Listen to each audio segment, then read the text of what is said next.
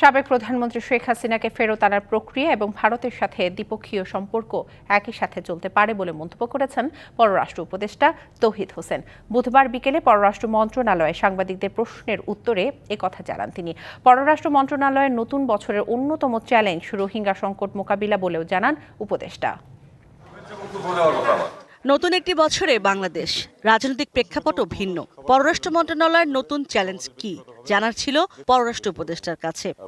দেশের সাথে আমাদের সম্পর্ক আছে। শেখ হাসিনা ভারতে রয়েছেন, তাকে ফেরত না দিলে ভারতের সাথে কূটনৈতিক সম্পর্ক কেমন হবে প্রশ্ন ছিল তৌহিদ হোসেনের কাছে। তিনি জানান দুটোই চলবে একসঙ্গে। চীন, ভারত, মার্কিন যুক্তরাষ্ট্র ৩ পরাশক্তির সাথেই সমভাবে সম্পর্ক রাখবে বাংলাদেশ।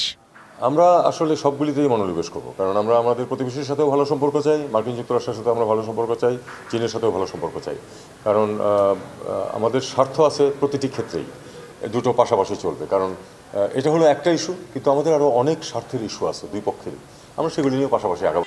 নতুন করে বাংলাদেশে ঢুকেছে ৬০,০০০ রোহিঙ্গা। এই সমস্যা মোকাবেলায় নতুন বছরের অন্যতম চ্যালেঞ্জ বলেও জানান পররাষ্ট্র উপদেষ্টা।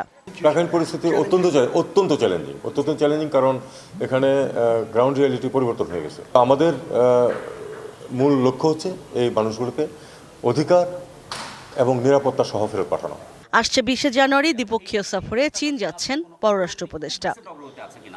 এই নিয়ে তো ইশরাত জাহান উর্মি, ডিবিসি নিউজ, ঢাকা।